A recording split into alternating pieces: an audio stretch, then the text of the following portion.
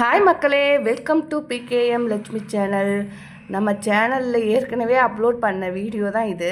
Upload பண்ணி கரெக்டாக பார்த்திங்கன்னா நியூ இயர் அன்னைக்கு நான் அமுச்சு விட்டேன்.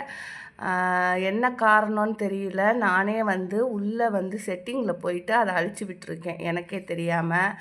அப்புறம் சரி திரும்பவுமே அதை இதில் ஃபைலில் போய் பார்க்கும்போது இருந்தது. சரி இன்றைக்கி அப்லோட் பண்ணுவோம் அப்படின்னு. போன வருஷ நினைவுகள் எல்லாத்தையுமே பார்த்திங்கன்னா நம்ம மெமரியிலேருந்து கண்டிப்பாக அழிக்கவே முடியாது. ஏன்னா கடந்து வந்த பாதையெல்லாம் சுக துக்கம் ரெண்டுமே இருக்கும். அது எப்போவுமே நம்ம மறக்கவும் கூடாது இல்லையா? அதனால் மைண்டில் அது மறக்கவே முடியாத நினைவுகளாக தான் இருக்கும் எப்போவுமே. ஆனாலும் பார்த்திங்கன்னா நம்ம சில நேரம் ஃபோன் எனக்கு சில நேரம் இல்லை, நிறையா நேரமே பார்த்திங்கன்னா ஃபோனை தண்ணியில் போட்டுருவேன். இல்லைனாக்கா எங்கேயாவது போகும்போது தொலைச்சிருவேன். அது மாதிரி நிறைய வருஷத்துக்கு கண்டிப்பாக ஒரு ஃபோனாவது நான் மிஸ் பண்ணிடுவேன். அது மாதிரி தான் என்னோட 2 ஃபோனுமே போயிடுச்சு. என்னோட 2 ஃபோனில் ஃபஸ்ட்டு நாள் பார்த்திங்கனாக்கா பாப்பாவோட ஃபோன் வாங்கி ஒரு 2 மந்த்து தான் இருக்கும். பீச்சுக்கு போகும்போது செல்ஃபி எடுக்கலான்னு சொல்லிட்டு ஃபோனை கடலில் போட்டேன். அதை எடுக்கிறக்குள்ளே பார்த்திங்கனாக்கா கடல் மாதா நீ வீடியோவே போட வேணாம், போட்ட வரைக்கும் போதும்னு சொல்லிட்டு அள்ளிட்டு போயிட்டாங்க. அப்புறம் என்ன பண்ணுறது, சரி ஓகே அதாவே திருப்பி கொடுன்னு சொல்லிவிட்டு அந்த ஃபோனை எடுத்துகிட்டு நான் போயிட்டு கொடுத்தாலும் அது ஒர்க் ஆகாது. உப்பு தண்ணி ஏறினாக்கா அது வேஸ்ட்டு தான்.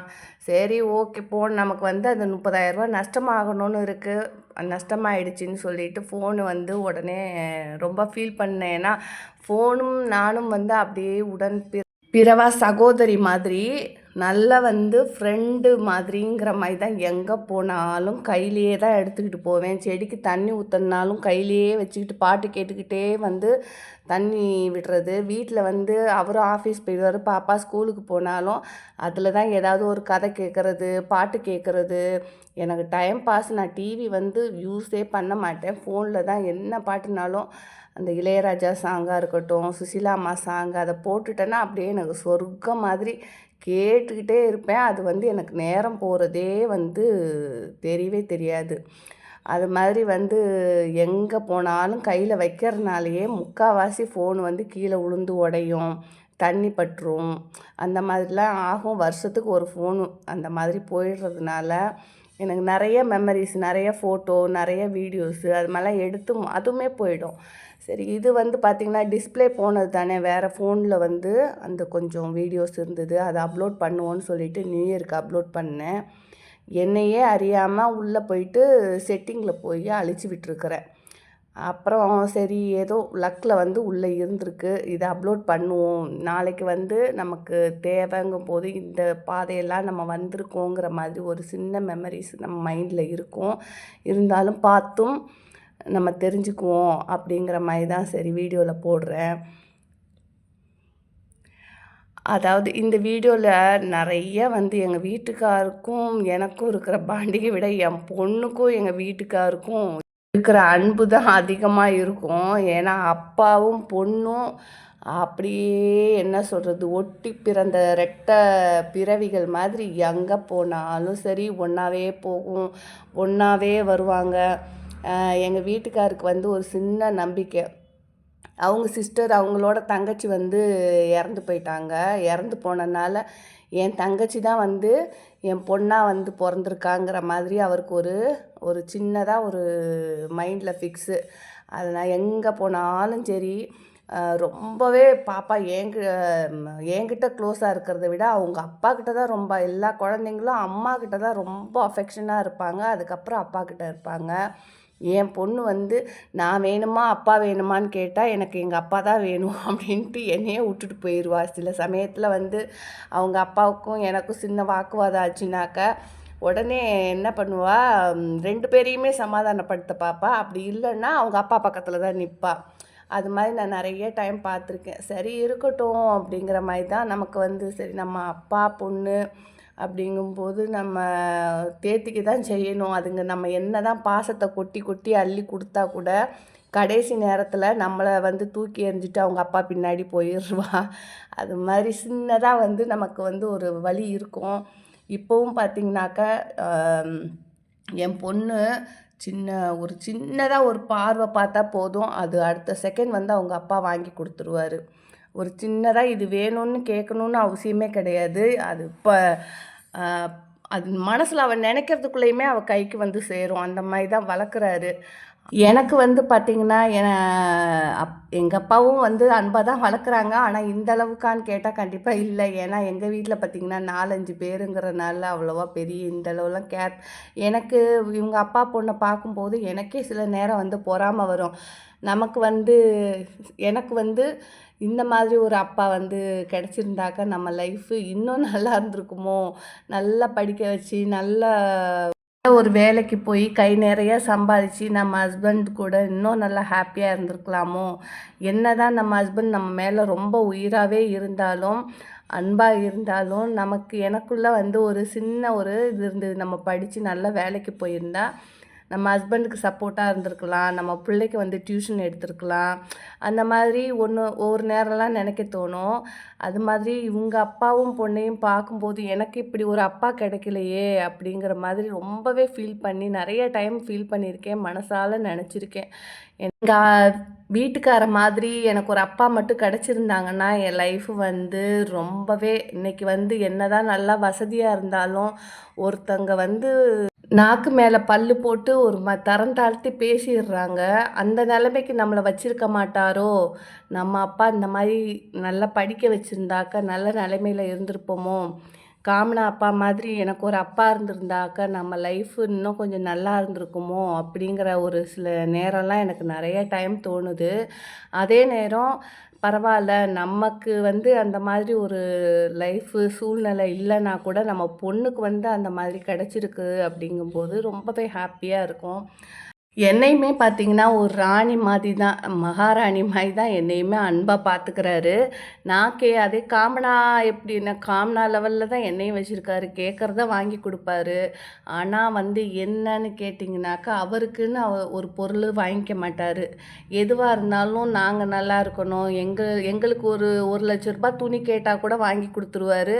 அவர் அந்த கிழிஞ்ச பனியனு, கிழிஞ்ச ஒரு டிஷர்ட்டு அந்த மாதிரியே தான் போட்டுட்ருப்பார். அதே நம்ம வாங்கி கொடுத்து வீட்டில் சரி நம்ம வீட்டுக்காருக்கு ட்ரெஸ் இல்லைன்னு போய் வாங்கிட்டு ஒரு 4, 5 ட்ரெஸ்ஸு எடுத்துகிட்டு வந்தால் கூட அந்த எங்கள் காசை அலும்பு பண்ணுவேணுன்ட்டு சொல்லிவிட்டு அந்த பிடிக்காத மாதிரி பயங்கர சண்டை போடுவார். நான் அதையும் மீறியுமே வாங்கிட்டு வருவேன். அப்புறம் அந்த கலர் சரியில்லை, அது சரியில்லைன்னு சொல்லிட்டு போட மாட்டார். அப்புறம் சரி என்ன பண்ணுறது, வீணாக போகிறதுக்கு அவர் இஷ்டப்படி எடுத்துக்கிட்டோம். ஆனாலுமே என் மேலேயும் ரொம்ப பாசம் அவருக்கு. ஏன்னு கேட்டால் பாப்பா அளவுக்கு இல்லைனாலும் பாசம்தான். ஏன்னா அடிக்கடி சொல்லுவார், நீ மட்டும் என் லைஃப்பில் வரலன்னா கண்டிப்பாக நான் வந்து சூசைட் பண்ணியிருப்பேன். நான் செத்த இடத்துல வந்து புல் தான் முளைச்சிருக்கும். கண்டிப்பாக ஏதோ கடவுள் தான் வந்து ஓ ரூபத்தில் வந்து என்னை காப்பாற்றிட்டாரு. இல்லைன்னா கண்டிப்பாக நான் வந்து செத்த இடத்துல இந்நேரத்துக்கு புல் முளைச்சி என்னை காப்பாற்றிருக்கவே முடியாது.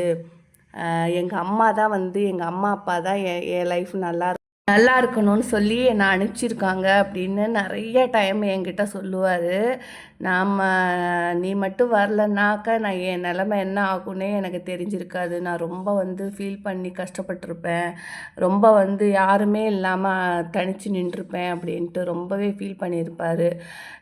என்ன தான் வந்து உறவுகள் இருந்தாலும் கூட தனிப்பட்ட சில விஷயம்லாம் வந்து அது என்ன அக்கா, தங்கச்சி, அம்மாவாக இருக்கட்டும், அப்பாவாக இருக்கட்டும், யாராக இருந்தாலும் ஒரு ஒய்ஃபும் குழந்தைங்களும் கொடுக்குற அன்புக்கு ஈடே இணையே கிடையவே கிடையாது. ஏன்னா வந்து அம்மாங்கிறது அது தூய்மையான அன்பு, அது வேற இது. ஆனால் வந்து ஒய்ஃபும் நம்மளோட குழந்தைங்க நம்மளோட பிளட்டுங்கும்போது அதுங்க மேலே நமக்கு வந்து இருக்கும் அந்த பாசம். ஒய்ஃபுங்கிறவங்க லைஃப் லாங் வந்து கூட வர்றவங்க, ட்ராவல் பண்ணுறவங்க. அதனால் வந்து ஹஸ்பண்ட் நல்லா இருந்தால் தான் ஒய்ஃபு நல்லா இருக்க முடியும், ஒய்ஃபு நல்லா இருந்தால் தான் ஹஸ்பண்ட் நல்லா இருக்க முடியுங்கும்போது ஒருத்தருக்கு ஒருத்தர் லவ்வாக வந்து விட்டு கொடுத்து வாழ்கிறது, அது வந்து மற்ற உறவுகளால் கண்டிப்பாக ஈடு கொடுக்கவே முடியாது. அந்த மாதிரி தான் என்னோடய லைஃப்பில் வந்து அவர் வந்தது எனக்கு கிடைச்ச ஒரு பொக்கிஷம் மாதிரி. எனக்கு என் லைஃப்பில் வந்து ஒரு அன்பான, உலகத்துலேயே நான் நல்லா இருக்கணும், நான் நல்லா சந்தோஷமாக இருக்கணும்னு ஆசைப்படுற ஒரே ஜீவன் கேட்டால் என் புருஷனுக்கு அப்புறம் என் பொண்ணு. அந்த மாதிரி தான் வந்து அதே மாதிரி இந்த உலகத்துலேயே வந்து என் புருஷன் நல்லா இருக்கணும், என் புருஷன் சந்தோஷமாக இருக்கணும்னு நினைக்கிற ஒரே ஜீவன் கேட்டாக்க முதல்ல என் பொண்ணு, அதுக்கப்புறம் தான் நானுன்னு கூட சொல்லலாம். அந்தளவு வந்து 2 பேரும் பயங்கர அஃபெக்ஷனு, பயங்கர இது. ஒரு சின்னதாக அவங்க டேடிக்கு ஒரு சின்னதாக ஒரு அடிபட்டுறக்கூடாது, சின்னதாக ஒரு தலைவலின்னு சொன்னால் கூட, அம்மா டேடி தலைவலியாம் போய் பார்க்க போகலாம், டேடிக்கு காய்ச்சலாம் போய் பார்க்க போகலாம், டேடி ஒரு மாதிரி டல்லாக பேசுகிறாரு, அந்த மாதிரியே தான் அவர் வந்து இது பண்ணுறா. எனக்கு என்னென்னா, இன்றைக்கி வந்து சின்ன பொண்ணு, நாளைக்கு வந்து இதே பாசம் நீடிச்சுக்கிட்டே இருந்தால், நாளைக்கு கல்யாணம் பண்ணி போகிற இடத்துல கூட அவங்க அப்பா ஞாபகமும் எங்கள் ஞாபகம் வந்துருமோ, அதனால் இவளுக்கு ப்ராப்ளம் வருமோங்கிற மாதிரிலாம் நிறைய யோசிக்க வேண்டியதாக இருக்குது, பயப்பட வேண்டியதாகவும் இருக்குது. இப்போ ஆஃபீஸ் டியூட்டியாகவே 1 மாதம் 2 மாதம் வெளியூர்லேயே ட்ரான்ஸ்ஃபர் பண்ணி விட்டால் கூட பாப்பா என்ன பண்ணுவா, அவங்க அப்பா வந்து இப்போ இங்கே இல்லை, வாரத்துக்கு ஒரு வாட்டி நம்ம அது 10,000 20,000 செலவு பண்ணினாலும் சரி, நம்ம போய் பார்த்துட்டு வருவோம், டேடியை பார்த்துட்டு வருவோம்னு சொல்லிட்டு அந்த 1 மாதத்துலேயே 4 வாட்டி போயிட்டு வந்துடுவா. 10 வாட்டி வீடியோ கால் பேசுகிறது, அந்த மாதிரியே தான் போயிட்டு இருக்குது. ஆனாலுமே வந்து ஒரு சின்ன சின்ன சந்தோஷம், அப்படியே பிரிஞ்சிருந்து அப்படியே வந்து பார்க்கும்போது நமக்கு ஒரு ஹாப்பி. எனக்கு வந்து பார்த்திங்கனாக்கா, எங்கள் வீட்டுக்கார் பக்கத்துலேயே இருந்தாருன்னா, எனக்கு வந்து சமையல் பிடிக்காதுன்னு அவரே சமைச்சு கொடுத்துருவாரு. எனக்கு எந்த கஷ்டமான வேலையுமே கொடுக்க மாட்டார், எல்லா கஷ்டமான வேலையுமே அவரே செஞ்சுருவார். வீடு துடைக்கிறதுலேருந்து, அதாவது ஒரு ஆம்பளைங்கிற கர்வம் இல்லாமல், நம்ம ஒரு ஆஃபீஸருங்கிற அந்த ஒரு ஈகோ இல்லாமல், நம்ம ஒய்ஃபு குழந்தைங்க இதுதான் நம்ம குடும்பத்துக்காக நம்ம வந்து கஷ்டப்பட்டாலும் பரவாயில்லங்கிற மாதிரி எங்களை கஷ்டப்படுத்தக்கூடாதுங்கிறனாலேயே கஷ்டமான வேலையெல்லாம் அவர் செஞ்சிருவார். வேண்டான்னு சொன்னாலும் நான் எந்திக்கிறதுக்கு முன்னாடி எல்லா வேலையும் முடிச்சுட்டே போயிடுவார், டிஃபன்லாம் பண்ணி வச்சுருவார். எனக்கு சமையல் பிடிக்காதுன்னு தெரியும். அதனால் என்ன பண்ணுவார்னா, ஆளுக்கு முன்னாடி நான் சமைக்கவே சொல்ல மாட்டேன், அவரே போய் சமைச்சு வச்சுட்டு ஆஃபீஸ் கிளம்பிடுவாங்க. நான் வந்து அப்படியே செடிக்கு தண்ணி ஊற்றுறது, ஒரு டைம் பாஸுக்கு வந்து அப்படி கொஞ்சம் சின்ன சின்ன வீட்டில் வந்து வேலை செய்கிறது, அந்த மாதிரி தான் செய்வேன். இப்போ எங்கள் வீட்டுக்கார் எங்கேயாவது போயிட்டாருன்னா தான் அப்போ தான் எனக்கு கஷ்டமே தெரியும், நம்ம வீட்டுக்கார் இவ்வளோ வேலை செஞ்சுருக்கிறாரா அப்படிங்கிற மாதிரி. அவர் இருக்கிற வரைக்கும் தெரிய மாட்டேங்குது. அவர் வேலை விஷயமா வெளியூர் போனால் தான் வந்து நான் ரொம்பவே உணர்வேன் அவரோட அருமை பெருமையெல்லாம். அப்போ தான் எனக்கு தெரியும், நம்ம வீட்டுக்கார் வந்து நம்மளை இவ்வளோ கஷ்டப்படாமல் சந்தோஷமாக பார்த்துட்டு இருந்திருக்காரு, எல்லா வேலையும் எல்லா கஷ்டத்தையும் அவரே பார்த்துருக்காருன்னு நினைக்கும். அப்போது அதனால் என்ன பண்ணுவேன்னா, எங்கள் வீட்டுக்கார் என் கூடவே இருக்கணும்னு நினப்பேன். வேலைக்காகன்னு இல்லை, அன்பு கொடுக்குறதா இருக்கட்டும், வீட்டில் வந்து ஒரு அன்பானவங்க அப்பப்போ வந்து சண்டையும் போடணும், அதே நேரம் கொஞ்சிக்கணும். எங்களுக்குள்ளே 99% பார்த்திங்கன்னா சண்டை வருஷத்துக்கு ஒரு வாட்டி வருதுன்னா, அது வந்து எங்கள் அன்பு, அதாவது சின்ன சின்ன சண்டைகள் வந்து எப்போமாவது வரும், அது அன்புனால வர்ற சண்டை. அந்த பெரிய சண்டைங்கும் போது எங்களை சுற்றி இருக்கிறவங்கள வச்சு தான் வரும். ஏதாவது சொல்லிகிட்டு இருப்பாங்க, நீ வந்து இன்றைக்கி நல்லா இருக்கிற, நாள் சொல்லியிருப்பாங்க, மாலினி நீ வந்து சந்தோஷமாக இருக்கணும், 2 பேரும் ஹாப்பியாக இருக்கணும், நீங்கள் சந்தோஷமாக இருக்கிறத நான் பார்க்கணுங்கிற மாதிரி பேசுவாங்க. மறுநாள் என்ன பண்ணுவாங்கன்னா, ஏதாவது ஒரு கேட்பாங்க, ஏதாவது ஒன்று, அது முடியாதுங்கிற ஒரு சூழ்நிலை வரும்போது என்ன பண்ணுவாங்கன்னா, இந்த லைஃப் வந்து யாரால உனக்கு, இந்த நீ இப்படி நல்லா இருக்கிறது, அது எதை மனசில் வச்சுட்டு சொல்லுவாங்க, எதை மனசில் வச்சுட்டு திட்டுவாங்கன்னே எனக்கு தெரியாது. அது வந்து நம்ம யூகிக்கவே முடியாத அளவுக்கெல்லாம் பேசிடுவாங்க.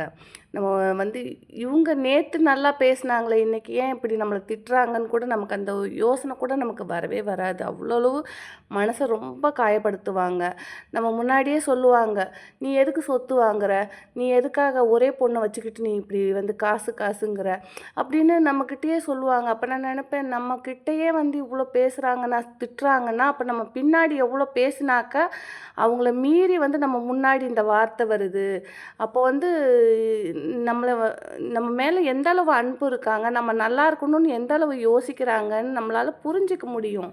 ஆனால் என்ன பண்ணுறதுன்னு ஒரு சில நேரம் வந்து சரி, நமக்காக இல்லைனாலும் நம்ம பிள்ளைங்களுக்காக, நல்லவங்களும் ஒரு 50% பேர் இருப்பாங்க, இந்த மாதிரி நம்ம மேலே பொறாமப்படுறவங்களும் 50% பேர் இருப்பாங்க. எல்லாத்தையும் வந்து கடந்து தான் போகணுங்கிற மாதிரி நான் போயிட்டு இருக்கேன். அன்பு தான் எதிர்பார்க்குறேன், யாராவது அன்பு நம்மக்கிட்ட கொடுக்க மாட்டாங்களான்னு அந்த அன்புக்காக ஏங்குறேன். ஆனால் யாருக்கும் என்னையே வந்து பிடிக்கல.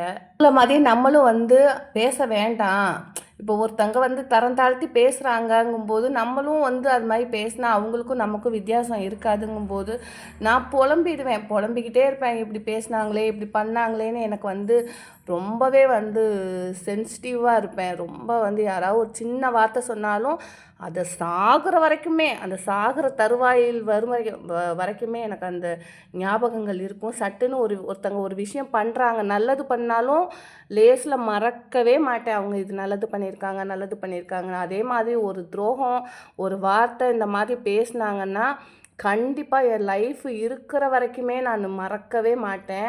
அது எப்போவுமே அவங்க நல்லா நம்மக்கிட்ட நார்மலாக சிரித்து பேசும்போது கூட இவங்க அப்படி ஒரு வார்த்தை பேசினவங்க தானேன்னு என் மனசில் வந்து அது அப்படி தோணிகிட்டே இருக்கும். அதை தான் சொல்லுவாங்க இல்லையா, கல்லடி பட்டாலும் பரவாயில்ல, சொல்லடி படக்கூடாது.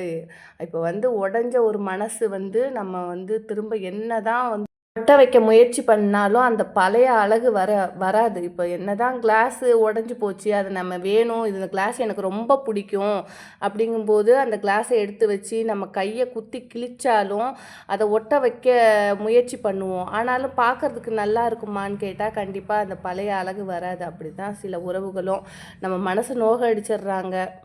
சரி, ஓகே. நான் வந்து என் புருஷனை நான் என் லைஃப்பில் வந்து எப்படி கடவுள் கொண்டு வந்தாருன்னு எனக்கு தெரியும், என் புருஷனுக்கு தெரியும். மற்றவங்களுக்கு அதை வந்து புரிய வைக்கணும். அதை புரிஞ்சுக்கிற அளவுக்கு நல்லவர்கள் கிடைக்கிறது ரொம்ப கஷ்டம். பாய் மக்களே.